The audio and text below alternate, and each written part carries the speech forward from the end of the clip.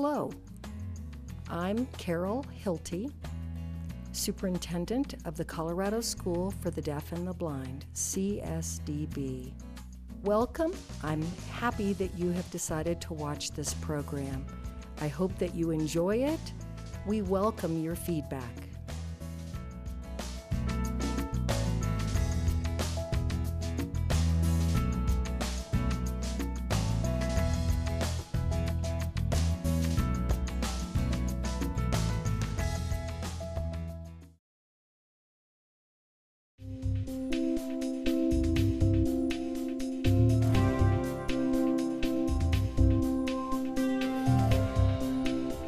Snow. Snow. Snow. Cold. Cold. Cold. Brr. I'm cold. It's really snowing out. Would you mind going out and getting some firewood, please? Sure. I love snow. I'll go outside. Thank you. I love you. Snow. Snow. Snow. Cold. Cold. Cold.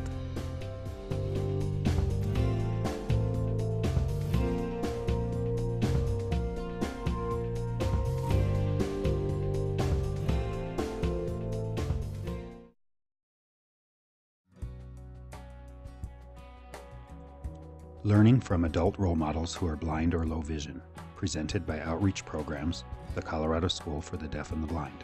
The CSDB logo is displayed with the tagline, Learning, Thriving, Leading. Title, Keiko. In this opening scene, our presenter Keiko is standing in front of an auditorium stage holding her violin. Keiko is seated in the media center. Captions are below on screen. Hi, I'm Keiko Brunson. I am 20 years old and I am from Denver, Colorado. My visual impairment occurred when I was 2 months old. I was diagnosed with retinoblastoma. Up until about age 5, I was left with very minimal vision.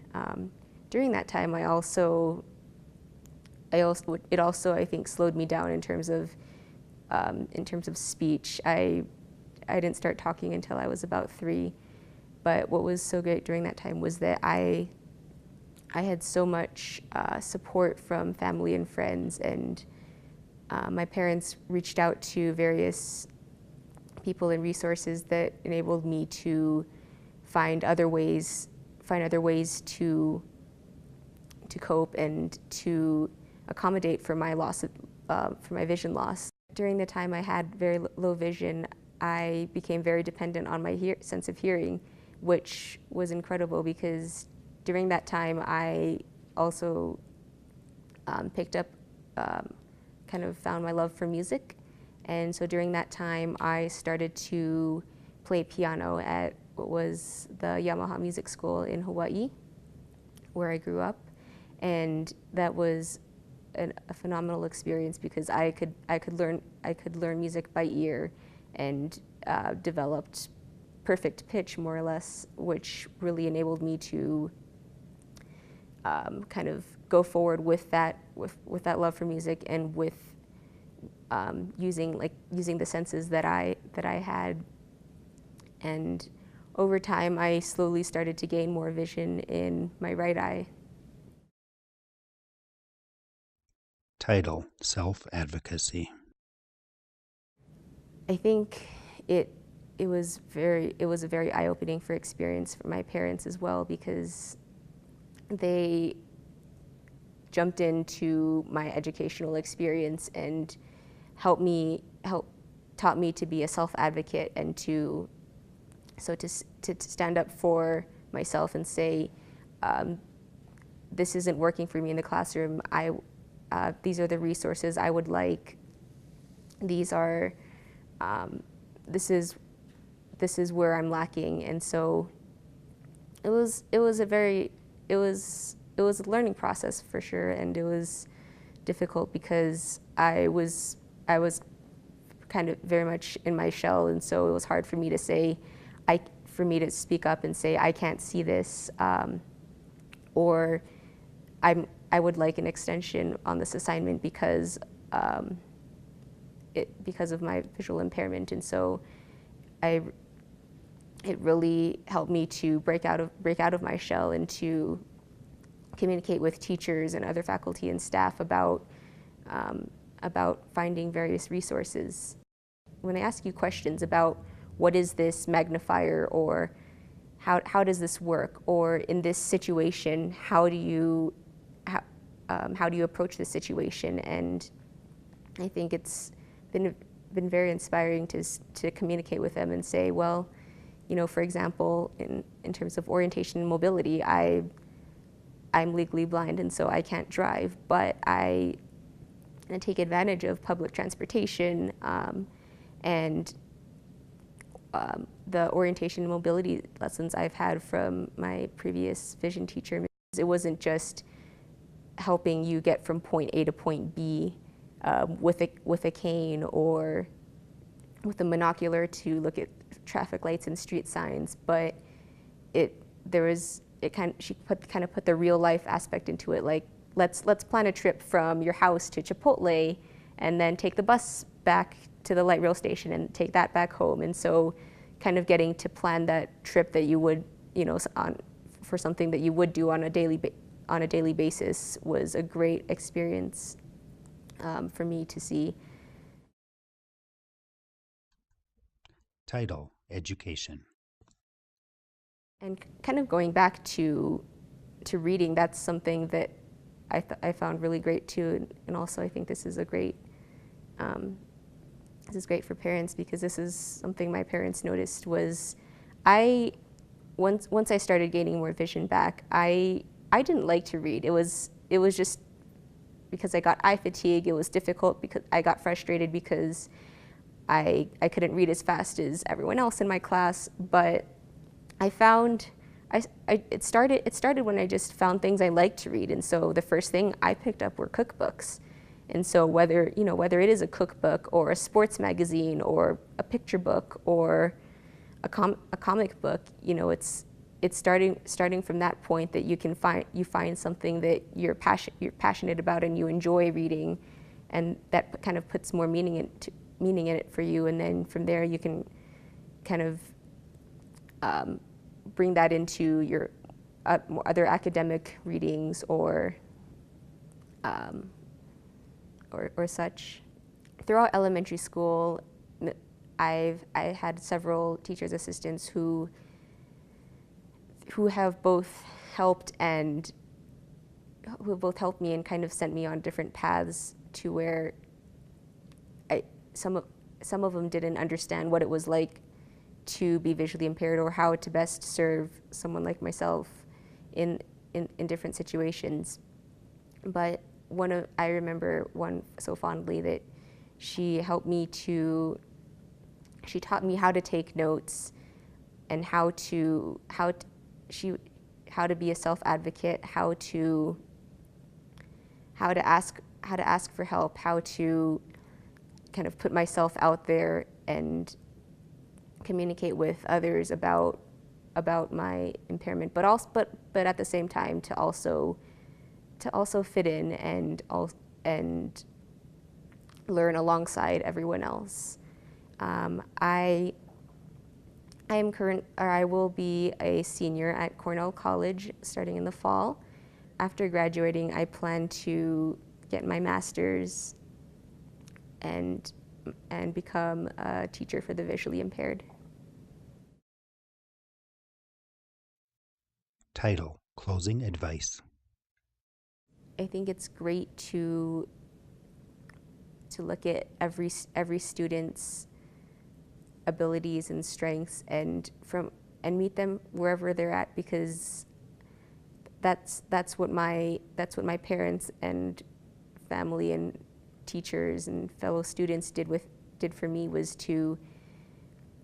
was to meet me where I at, whether it was in terms of reading level or understanding of every part of education and just parts of daily life and orientation and mobility, and to go from there and to make it fun, to kind of bring real life situations into it, and to not hold my hand, but be there for me and push me along and continue to let me be a self-advocate for myself, and to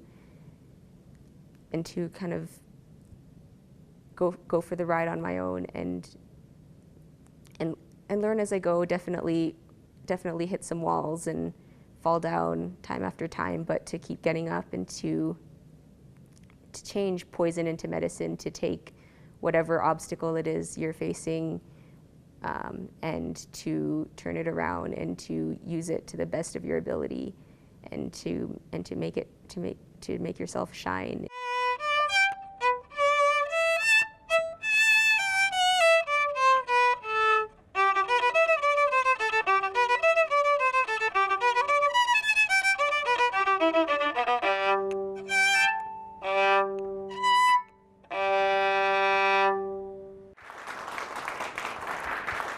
Learning from adult role models who are blind or low vision has been a production of the Colorado School for the Deaf and the Blind, 33 North Institute Street, Colorado Springs, Colorado, 80903, 719-578-2100, www.csdb.org. Videography by Deb Branch and Sean Levier, copyright 2014. Audio description, Jim Olson. Editing assistants, Diane Covington, Dr. Laura Douglas. Captioning, Neil Anthony Thomas, Corey McCormick. Transcription, Eleanor Vasquez. The See the Future Fund, Scholarships for the Blind and Visually Impaired, with Dr. Tom Theeney. A screenshot of the website homepage is displayed, including a picture with the caption, Top 2014 Recipient, Quinita Thomas. Our presenter is sitting in front of a bookcase at a table with a coffee mug and baseball cap featuring the See the Future logo. Captions are below on screen. Hello, my name is Tom Theeney. I'm an optometrist here in Colorado Springs, and I am also the founder and chairperson of the See the Future Scholarship Fund.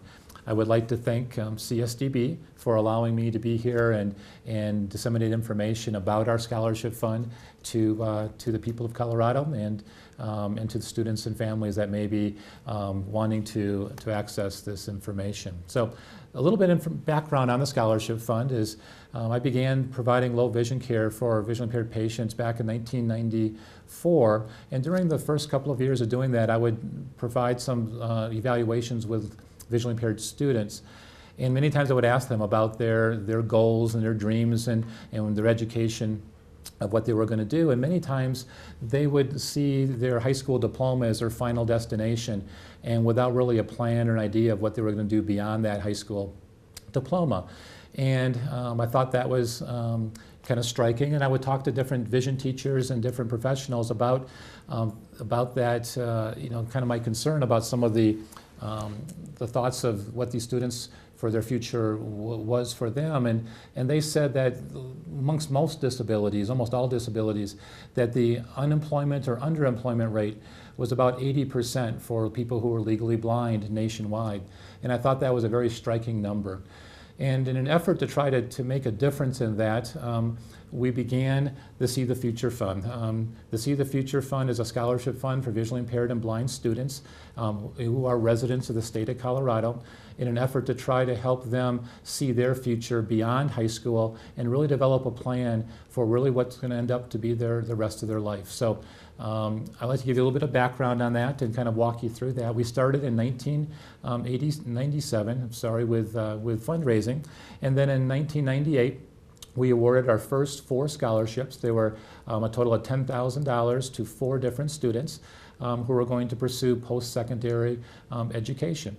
So we began at that point, and to kind of bring you up to date now, we have currently raised or awarded over $400,000 to visually impaired and blind students for the Education for Life program. And $42,000 per year is what we award. We award typically 6 scholarships, one $12,000 four-year scholarship, one $10,000 four-year scholarship, one $8,000 four-year scholarship, and 3 $6,000 scholarships, and totaling $42,000 or up to that point. It depends what the applicant pool is. So it's been the Education for Life scholarship has been rewarding. Students end up launching careers from engineering to teaching to business finance to business marketing, and you name it, students are pursuing those fields who are visually impaired and blind. So it's been exciting.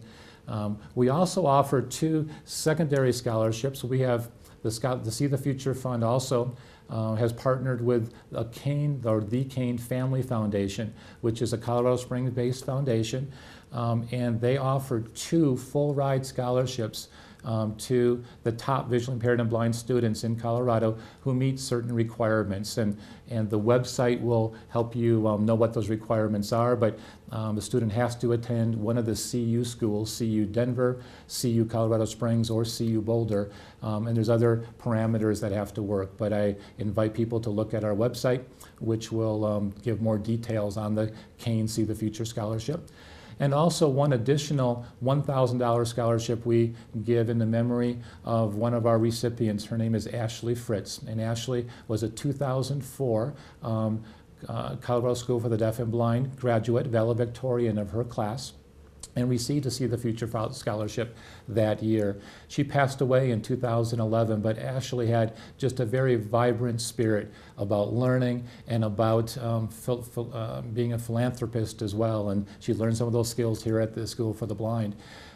When she passed away, we wanted to offer a scholarship that was in her memory, that reflected her enthusiasm for helping people who were at a disadvantage. I asked Ashley one time if she was at a disadvantage due to her visual impairment, and she said, not whatsoever. The people who struggle here in life don't have food, don't have shelter, and don't have a loving family. Those are the people that need help. And in that spirit, we look at some of our applicants and those who during their high school careers have shown that kind of spirit, like Ashley. We offer an additional $1,000 in her name. So I encourage people to look at the website and Ashley's scholarship information as well. The See the Future Fund's Education for Life Scholarship is a merit-based scholarship. So I would like to just talk a little bit about who qualifies for that.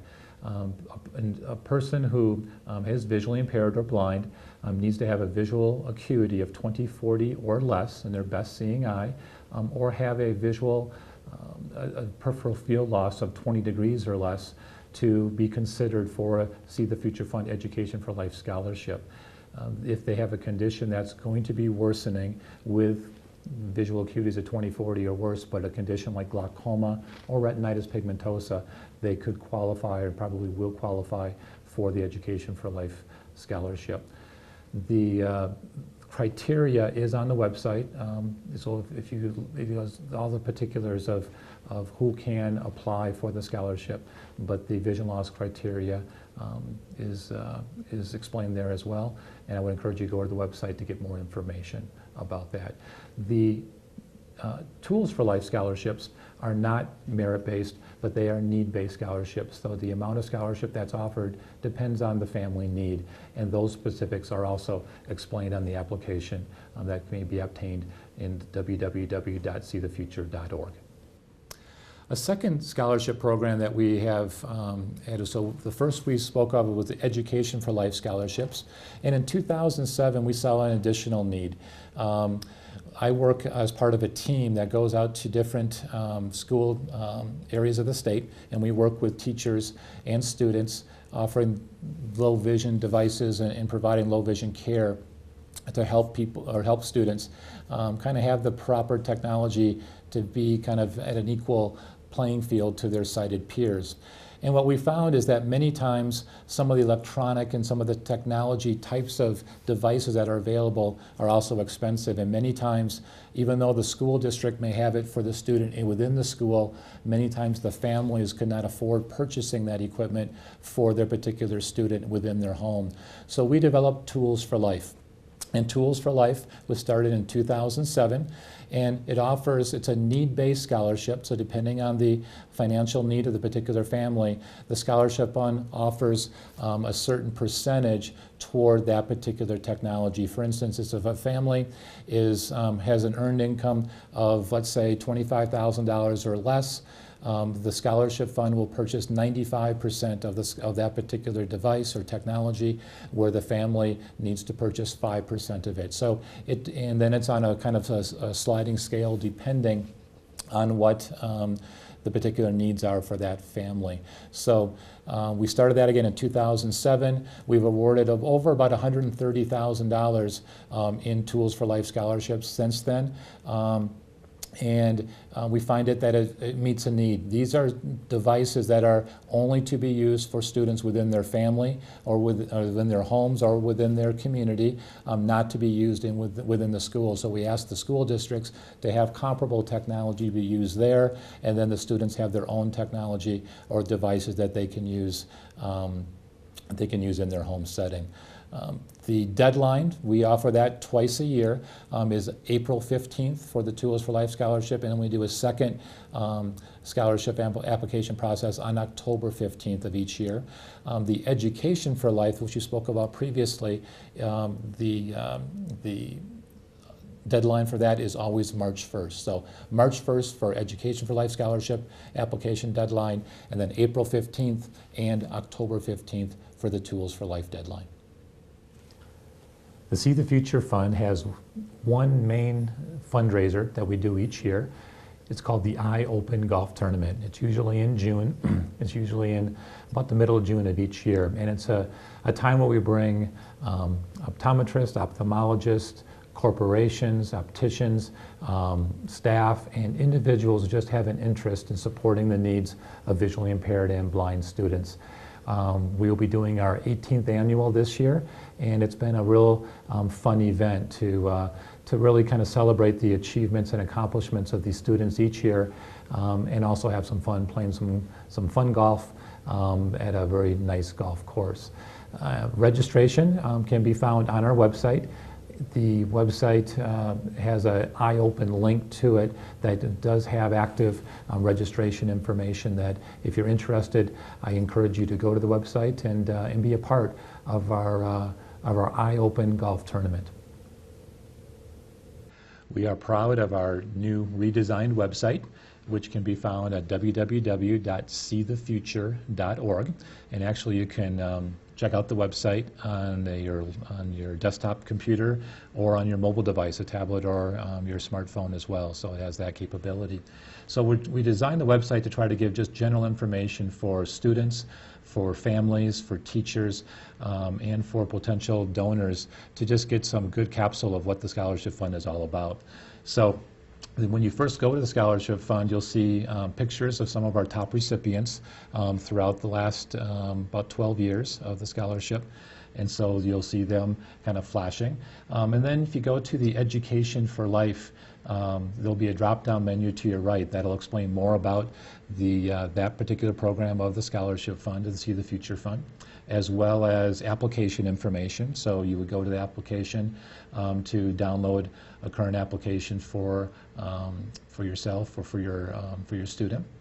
And then we talk about the other specific programs which we have already discussed previously about it.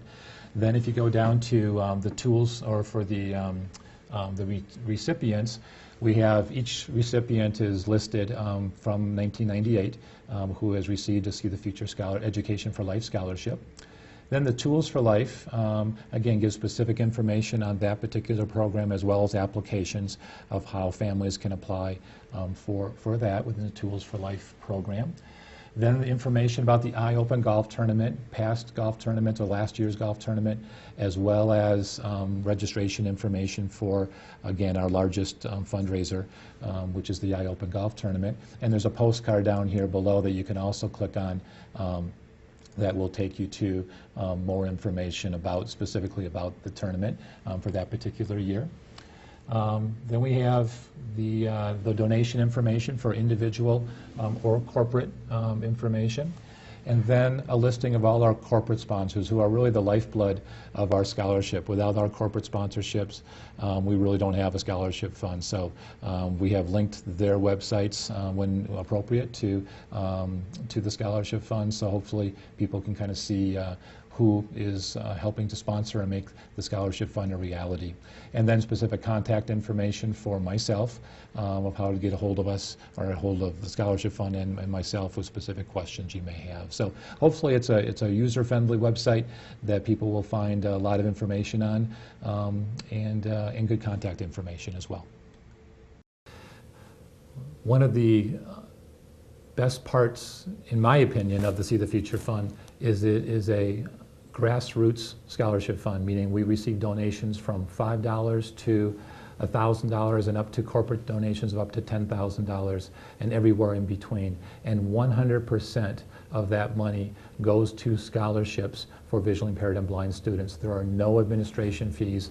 Everybody who is part and is helpful in administrating this fund is a volunteer with no fees based to it at all. So we're really proud of that, and we really feel like it makes the organization, or people who give to the organization, feel a lot more comfortable that they know that their money will be going to benefit a visually impaired or blind student in either the Education for Life or the Tools for Life program.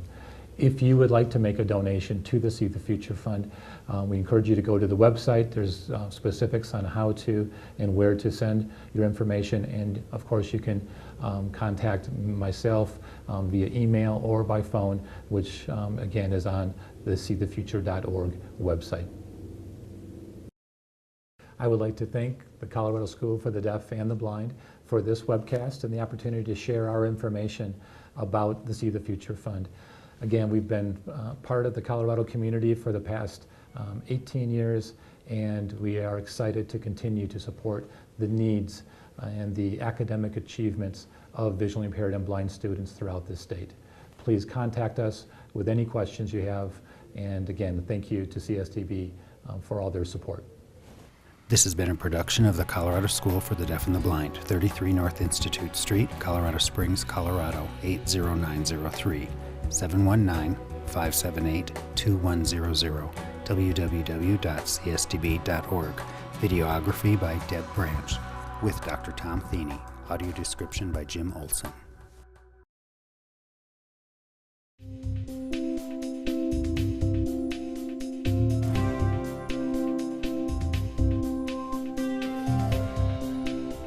Snow. Snow. Snow. Cold. Cold. Cold. Brr. I'm cold. It's really snowing out. Would you mind going out and getting some firewood, please? Sure. I love snow. I'll go outside. Thank you. I love you.